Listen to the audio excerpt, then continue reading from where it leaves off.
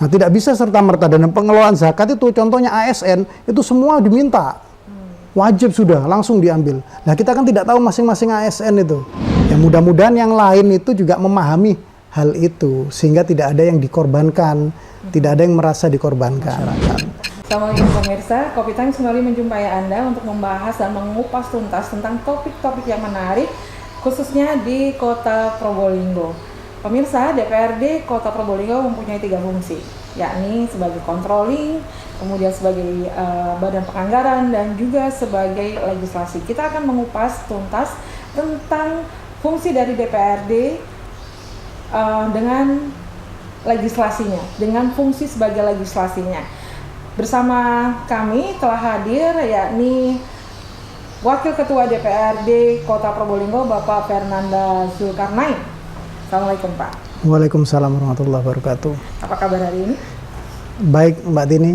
Iya, Pak, mungkin bisa disampaikan ya sebelum kita membahas tentang fungsi DPRD sebagai legislasi, kita akan coba memflashback kembali ketika Pak Fernanda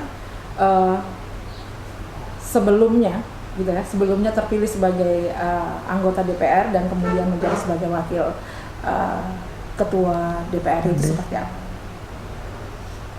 Ya, jadi saya dilantik pada Agustus ya, kalau nggak salah Agustus 2019 saya dilantik, dan pada saat itu dilantik menjadi anggota DPRD. Untuk tahap pimpinan masih proses. Seingat saya itu butuh waktu 1 atau 2 bulan karena memang surat-suratnya semua kan prosesnya dari pusat ya, dari partai kami di pusat, karena secara undang-undang kan hanya menentukan partai mana saja yang akan menduduki pimpinan DPRD. Siapa dari partai tersebut yang akan menjadi pimpinan itu ranahnya dari partai di DPP masing-masing, seperti itu.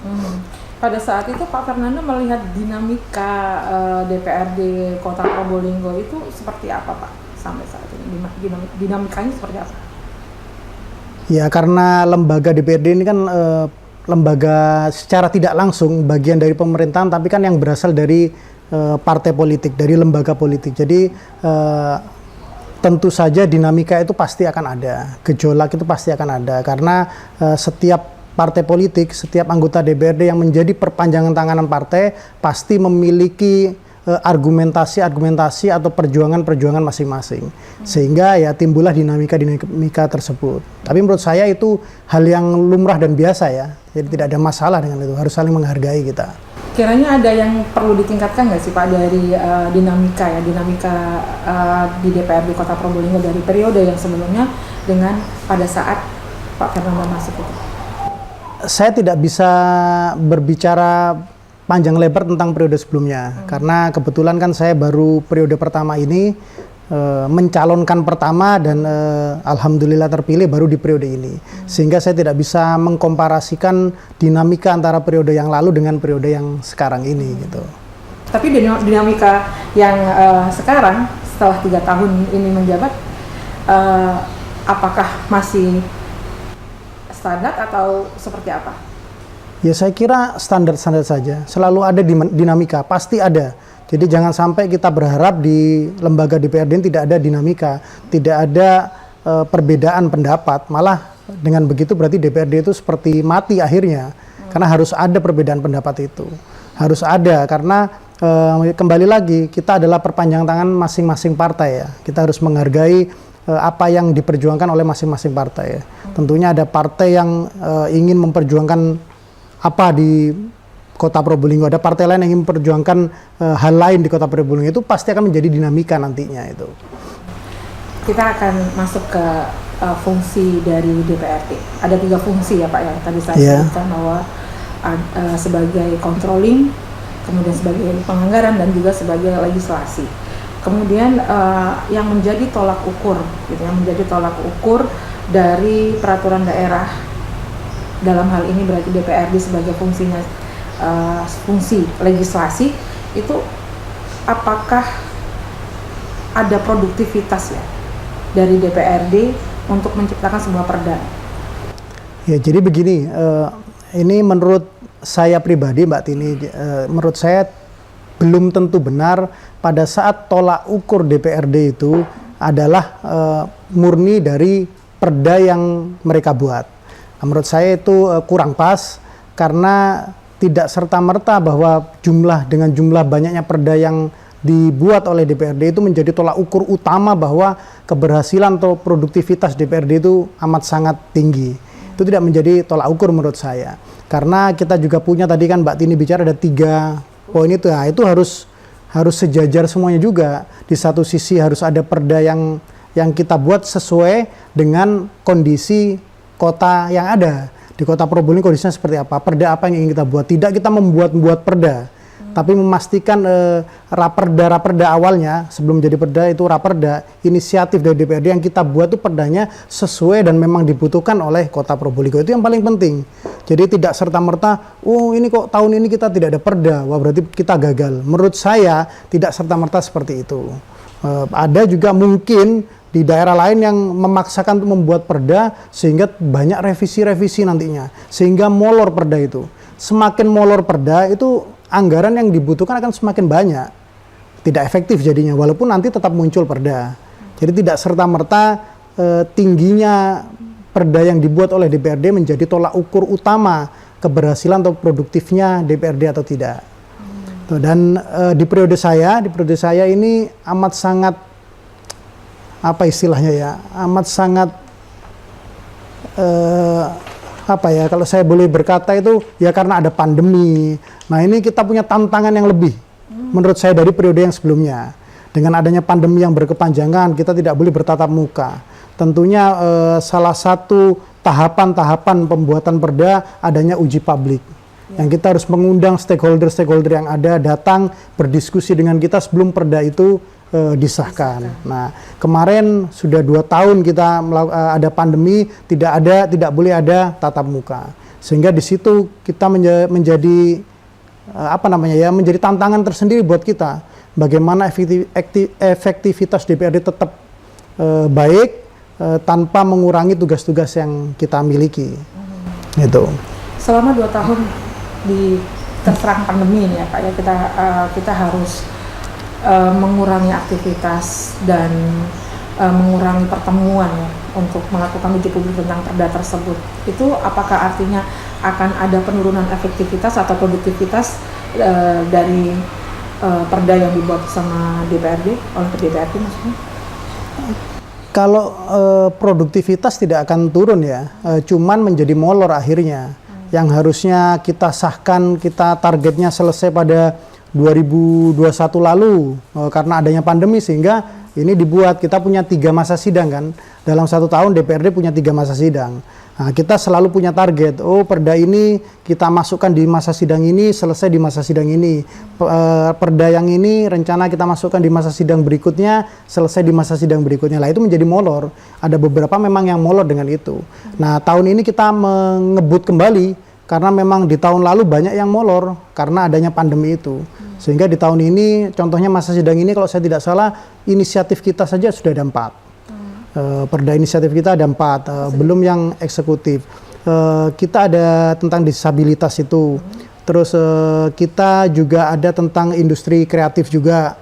Kita juga ada tentang ketenaga kerjaan. Jadi ada perda-perda yang juga sebelumnya harusnya tahun lalu 2, periode yang sekarang 2 atau 3 lah. Ini kita fullkan di periode ini. Karena tinggal sedikit, naskah akademik sudah selesai, tinggal uji publik saja, jadi hanya ada tahapan-tahapan yang kurang itu. Pada saat pandemi, produktivitas dari legislatif ya Pak ya, dari DPRD, itu kan agak terhambat juga. Apakah pada saat itu uji publik ya, dalam suatu perda itu tidak dilakukan, ada inisiatif untuk dilakukan melalui via online atau apa gitu? Pada saat awal pandemi kan kita tidak menyiapkan sistem kita sistem online. Nah, kita baru menyiapkan sistem online itu baru di tahun kedua pandemi, dimulai untuk menyiapkan baik infrastrukturnya, kita siapkan peralatannya itu baru di tahun kedua berjalan pandemi. Di tahun pertama betul-betul kosong, ada pandemi yang begitu hebohnya, kita benar-benar tidak boleh. Sampai kan waktu itu kita juga tidak boleh ngantor sampai-sampai. Nah, gimana kita mau bisa membahas secara maksimal pada saat kita tidak boleh ngantor, jam kita dibatasi, bertemu kita dibatasi. Nah, itu yang menjadi hambatan, ya bukan hambatan, tantangan lah. Untuk kita bagaimana sebelum periode kita selesai, apa yang kita sudah bicarakan bersama harus kita selesaikan. Makanya kita agak mempercepat di tahun-tahun sekarang dan tahun depan ini. Tadi disebutkan sama Pak Fernando bahwa DPRD Kota saat ini sudah mempunyai 4. Yang untuk masa sidang ini masa ya, sidang. kalau sebelum-sebelumnya sudah sudah banyak ada yang ada berapa kita itu, Pak? sahkan. Wah, saya tidak top of mind, saya nggak hafal ya. Karena kan yang kita bahas bukan hanya perda inisiatif saja. Yang kita bahas dan kita sahkan bersama itu juga perda dari eksekutif. Per masa sidang bisa sampai 8 sampai 15 bisa yang harus disahkan, iya. Yang harus disahkan. Baik itu dari inisiatif Dan dari eksekutif juga. dari eksekutif. Itu. Jadi kalau top of mind dari 2019 saya juga nggak hafal ya. Tapi sudah banyak. Sudah banyak yang kita. Kiranya itu tetap perda-perda tersebut tetap berjalan atau seperti apa, Pak? Ya tentunya ya harus berjalan ya, harus berjalan. Ya mungkin nanti pada saat ada perubahan kondisi di lapangan atau perubahan aturan dari atasnya, peraturan dari pusat apa yang mewajibkan kita untuk merubah, ya kita harus merubah perda tersebut. Kan juga banyak, apalagi di situasi saat ini, kan aturan-aturan baru itu sering muncul dari pusat. Nah, perda-perda kita juga harus menyesuaikan dengan aturan-aturan baru tersebut. Gitu. Ini sebagai anggota DPRD dan juga wakil ketua DPRD harus intinya cak-cak ya gitu ya Pak ya, untuk menanggapi peraturan penyesuaian dari peraturan dari pusat tersebut. Pusat, betul. Ada nggak sih Pak yang menurut Pak Fernanda itu sesuatu yang bisa menghambat produktivitas dari DPRD untuk menciptakan sebuah perda?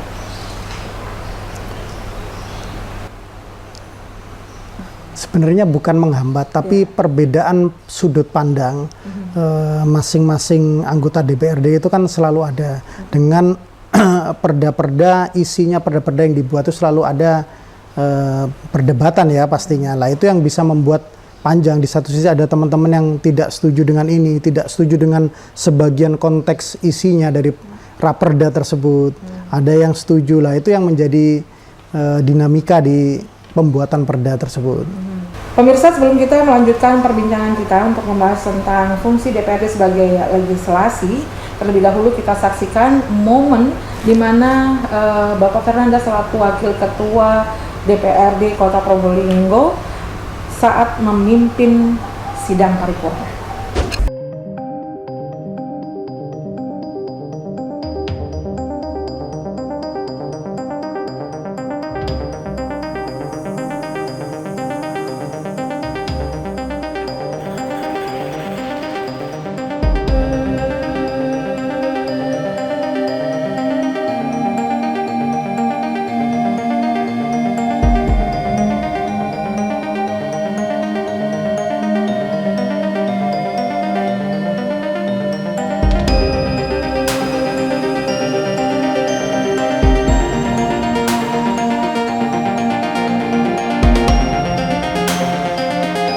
Sebuah perda itu bagaimana ya Pak ya antara kerjasama antara eksekutif selama pembahasan perda hingga disahkan menjadi perda, baik itu perda yang diinisiasi oleh legislatif ataupun eksekutif.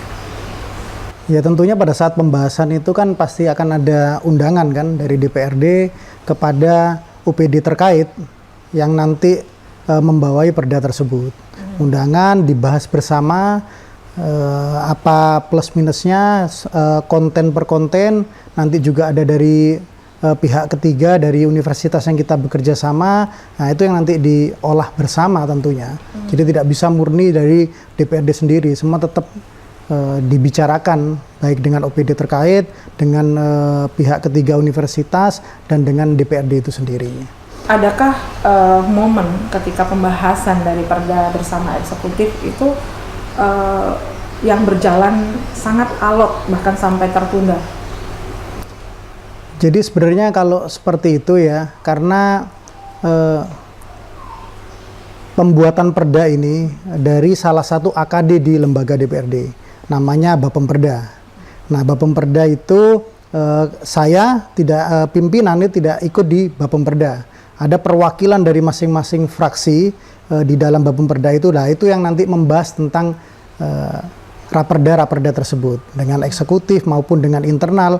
Sebenarnya pasti ada ya pembahasan-pembahasan yang oh ini tidak cocok, ini cocok, itu pasti ada. Tapi pasti akan harus dicarikan solusi. Jangankan dengan antara DPRD dengan Bapemperda dengan eksekutif, di internal Bapemperda karena kita terbagi menjadi dari banyak fraksi partai, ya ada yang kita tidak setuju apa. Dari kami pun, dari saya ada yang kita sebenarnya tidak setuju, tapi kita dengan terpaksa juga harus ikut mengesahkan juga gitu. Ada sebenarnya ada poin-poin yang kami tidak setuju di beberapa mungkin salah satu perda yang ada itu.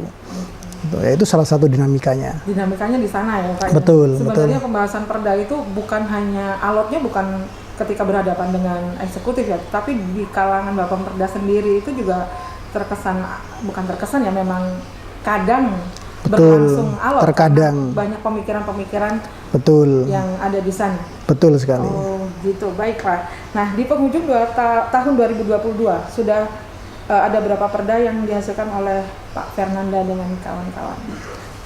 Ya itu tadi kalau top of mind banyak ya. Saya juga lupa kalau 2022 belum ada yang kita sahkan masih. Cuman di periode masa sidang sekarang ini 4 yang inisiatif kita yang berusaha kita berusaha targetnya kita sahkan di akhir tahun ini.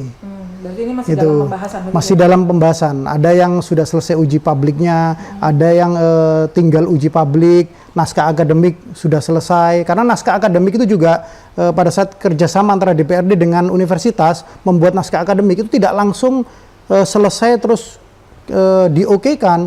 Teman-teman dari Bapemperda akan ngecek itu konten per konten, apa yang kurang, dikomunikasikan lagi dengan pihak ketiga. Oh ini menurut kami ini kurang gini-gini. Kembali lagi direvisi, begitu bolak-baliknya. Salah satu perdanya adalah disabilitas. Salah satunya itu, ada disabilitas itu. Disabilitas ada yang perda ya tadi ketenaga kerjaan dan lain itu. Memang kita menyiapkan yang menurut kami lagi dibutuhkan saat ini kan. Lagi butuh perda untuk memperkuat basic-basic itu. Tuh, jadi ya kembali lagi, munculnya perda itu tidak serta-merta juga muncul ya. Jadi contohnya di 2021 lalu juga saya bersama fraksi saya ada sedikit isi bukan perda secara overall ya, isi konteks-konteks tentang salah satu perda yang kami betul-betul tidak cocok. Nah, mungkin saya sebutkan di sini pengelolaan zakat. Pengelolaan zakat kalau nggak salah 2021 itu saya bersama fraksi ya, kita fraksi itu sehingga ada perpanjangan tangan fraksi kami di Bapemperda. Sebenarnya kami ada beberapa poin yang kami tidak sepakat tentang pengelolaan zakat. Kami sepakat zakat dibantu dikelola oleh pemerintah, itu saya sepakat sekali. Cuman sistem pengelolaannya itu harus berhati-hati. Karena menurut ya ilmu saya yang standar ya, bisa jadi saya salah. Menurut keilmuan saya yang masih awam ini, menurut saya kan zakat itu kan sudah ada dasar hukumnya ya, karena zakat itu kan dari salah satu agama ya, kebetulan saya Islam dan sudah ada di fikihnya itu sudah diatur, jadi harus ada tidak boleh tidak sesuai. Satu lagi ya, saya sepakat pemerintah mengelola, cuman ya kita harus hati-hati karena yang saya tahu, yang saya ketahui zakat itu kan wajib bagi orang-orang yang mampu, Nah, kita sebagai manusia, sebagai pemerintah yang menunjuk bahwa kamu memberi saya itu tahu dari mana bahwa orang itu mampu atau tidak? Kan kita tidak tahu. Bukan berarti, contoh ini, saya berpenghasilan 3 juta, Mbak Tini berpenghasilan 3 juta. Mbak Tini mampu mengeluarkan zakat dari sisa-sisa penghasilan Mbak Tini. Saya tidak mampu walaupun sama 3 juta. Mungkin Mbak Tini punya putra 1, saya punya putra 5 yang harus saya sekolahkan, yang harus butuh biaya. Nah kan beda. Nah, tidak bisa serta-merta, dan pengelolaan zakat itu contohnya ASN itu semua diminta. Wajib sudah langsung diambil. Nah, kita kan tidak tahu masing-masing ASN itu bagaimana kebutuhan keluarga. Kewajiban kita menafkahi keluarga dulu sebelum kita berzakat. Jangan sampai kita berzakat keluarga kita menjadi terlantar. Nah, itu tuh contoh kecilnya ya. Nah, salah satu contoh kecilnya. Bukan kami tidak setuju dengan perda pengelolaan zakat, kami setuju, tapi ada konten-konten yang kami tidak setuju. Yang kedua juga tentang penyebaran pembagian zakat itu. Padahal sudah jelas yang saya pahami, bisa jadi saya salah, mohon maaf jika saya salah, karena saya bukan praktisi agama ya. Yang saya pahami itu pembagian zakat itu saya dari kecil itu dikasih tahu bahwa kalau bagi zakat itu kepada keluargamu dulu yang terdekat yang tidak mampu, kan begitu. Setelah itu kepada orang-orang tetanggamu yang dekat sekitarmu yang tidak mampu, kan begitu. Baru kamu ke lain. Masa kamu ngasih orang jauh sementara ada keluargamu sendiri yang tidak mampu, kan seperti itu. Kasarnya dulu seperti itu yang saya pahami lah. Ternyata sekarang saya yakin yang diambil zakatnya tidak tahu zakat itu masuk ke siapa. Padahal dia punya saudara yang kemungkinan tidak mampu. Nah itu contoh yang kami, jadi patut dipahami ya, bukan kami tidak setuju dengan perda pengelolaan zakat itu tidak boleh, bukan, kami setuju. Tapi ada konten-konten yang sebenarnya harus dibicarakan lebih panjang lagi sebelum betul-betul kita membuat perda itu, sehingga perda itu akan mengikat terutama kepada ASN dan lain-lain gitu. Pernah nggak Pak momen di mana Pak Fernanda selaku kepanjangan tangan dari partai tidak menyetujui sebuah perda dan akhirnya perda tersebut batal atau tidak ditandatangani oleh Bapak? Masih belum ya, masih belum ada, karena kita selalu mencari solusi yang terbaik ya, karena itu kan jalan terakhir juga. Kita mencari solusi yang terbaik juga, bagaimanapun juga kan selalu ada, kita harus yakini selalu ada nilai positif dalam suatu perda tersebut. Itu tinggal nanti pada saat ya mungkin kalau nanti fraksi kami lebih besar lagi, kita bisa memperjuangkan untuk merevisi, daripada membuat baru kan lebih mudah merevisi nantinya sebuah perda. Jadi berjalan itu walaupun mungkin ada 1, 2, 3 pihak yang kurang ya itulah salah satu dinamika. Tidak bisa mudah kita juga melangkah ya, apalagi yang kita yang di pimpinan ini tidak mudah untuk melangkah. Karena pada saat sesuatu terjadi, kita tidak menandatangani suatu dokumen, itu juga buntutnya akan panjang dan bisa lebar. Jadi kita harus bisa legowo, tapi poin-poin yang terpenting ya harus dijalani terlebih dahulu. Ya mudah-mudahan yang lain itu juga memahami hal itu, sehingga tidak ada yang dikorbankan, tidak ada yang merasa dikorbankan. Betul. Tidak dikorbankan gitu ya. Betul. Poinnya. Terkait dengan perda. Pembuatan sebuah perda di suatu daerah itu harus disesuaikan dengan kondisi lingkungan yang ada. Nah, saya coba mengkorelasikan dengan dinamika yang terjadi di masyarakat saat ini ya Pak, ya, utamanya di Kota Probolinggo. Misalnya nih, terkait dengan fungsi DPRD dari 3 tersebut sebagai controlling, penganggaran, dan juga fungsinya sebagai legislasi.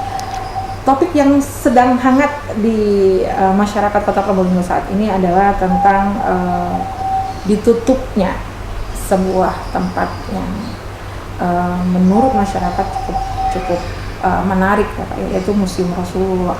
Nah, itu seperti apa Pak tanggapan dari DPRD ya selaku menjalankan 3 fungsi tersebut? Ya memang saya juga baru tahu ya bahwa museum itu ditutup, baru tahu kurang lebih 2-3 hari yang lalu. Setelah muncul di media, ada yang komplain terkait penggunaan tempat di depan museum yang kurang pas dengan Museum Rasulullah. Ternyata ada, kalau tidak salah, ketua MUI ya hadir, ternyata ditutup, ternyata konfirmasi Pak Wali itu sudah ditutup sejak beberapa waktu lalu. Nah itu saya juga secara pribadi baru tahu. Saya juga tanya teman-teman anggota DPR dari fraksi saya juga, katanya juga baru tahu bahwa museum itu ditutup ya. Ya kalau pendapat saya pribadi ya, tidak mewakili lembaga DPRD, pendapatan saya pribadi itu menurut saya ya kurang pas lah kalau ditutup pada saat ini. Karena akhirnya yang awalnya itu memiliki suara-suara yang bagus, yang baik, bisa jadi menjadi meninggalkan hal-hal yang negatif dengan ditutupnya pada saat ini. Itu karena kan yang pertama, Museum Rasulullah itu kan memang sudah banyak menjadi perdebatan ya. Sejak awal dibukanya sampai tahun ini, di awal tahun masih banyak dari perdebatan di DPRD bersama eksekutif kan begitu, karena banyak menurut kami ada banyak masalah-masalah yang merugikan pemerintah daerah kan begitu. Di satu sisi lagi bahwa ini sudah menjadi ikon Kota Probolinggo. Saya secara pribadi mendukung penuh dengan adanya Museum Probolinggo. Museum Rasulullah. Saya setiap ke luar kota, ketemu teman, saya selalu bicara tentang Museum Rasulullah. Coba, karena kan tidak banyak tempat yang ada semua. Mungkin di Jawa Timur mungkin tidak ada. Saya selalu mempromosikan malah, dan ada beberapa teman-teman DPRD dari Madura apa itu malah juga datang ke sini gara-gara Museum Rasulullah. Kan sudah menjadi ikon kita. Bagaimana caranya harus kita pertahankan itu. Kalau memang ada permasalahan-permasalahan, kita bicarakan bersama, kita duduk bersama, solusinya apa untuk bisa mempertahankan. Itu yang pertama. Yang kedua, menurut saya menyisakan penilaian negatif karena kan permasalahan ini belum selesai bergulir. Tidak adanya retribusi yang masuk kepada pemerintah daerah.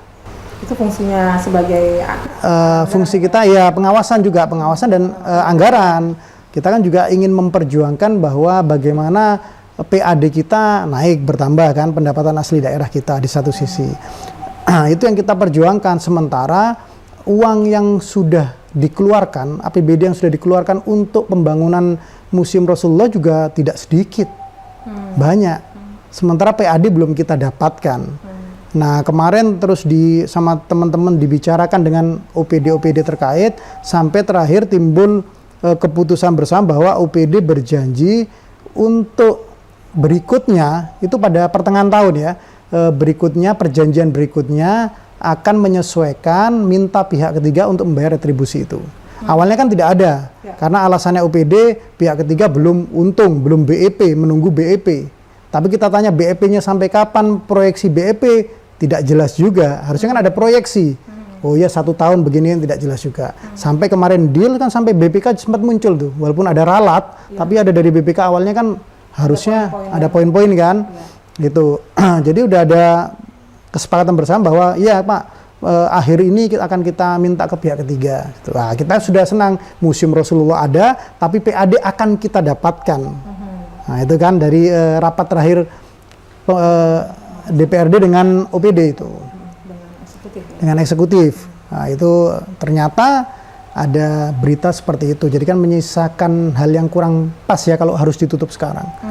Karena PAD belum, anggaran sudah digelontor banyak, juga menjadi ikon kita, harusnya harus ada solusi itu. Oke, dengan ditutupnya Museum Rasulullah ini, apa yang akan dilakukan oleh DPRD Kota selaku controlling atau pengawasan dan juga anggaran nantinya untuk membahas topik yang lagi hangat di masyarakat ini? Ya tentunya kami mungkin melalui komisi-komisi terkait ya, dengan OPD terkait akan berkomunikasi tentunya. Komisi berkomunikasi dengan OPD terkait, Dinas Pendidikan ya, tentunya itu ya mempertanyakan dulu kan, kita kan belum tahu ini permasalahannya apa ditutup itu, atau memang sewa artefaknya sudah habis, atau memang dulu saya pernah dengar awal tuh memang artefak itu diputar-putar di seluruh Indonesia. Apa memang seperti itu kan kita belum tahu kejelasannya. Tentunya akan ada tahapan berikutnya ya, mengkomunikasikan dengan OPD terkait. Cuman memang dalam 1 bulan ini kita lagi fokus untuk pembahasan APBD 2023 ya, Induk, yang kita bahas ini. Mulai bulan ini, minggu ini kita komisi sudah membahas PAPBD Induk 2023 juga itu tentunya. Akan dibahas lagi ya Pak ya tentang tentunya seperti itu.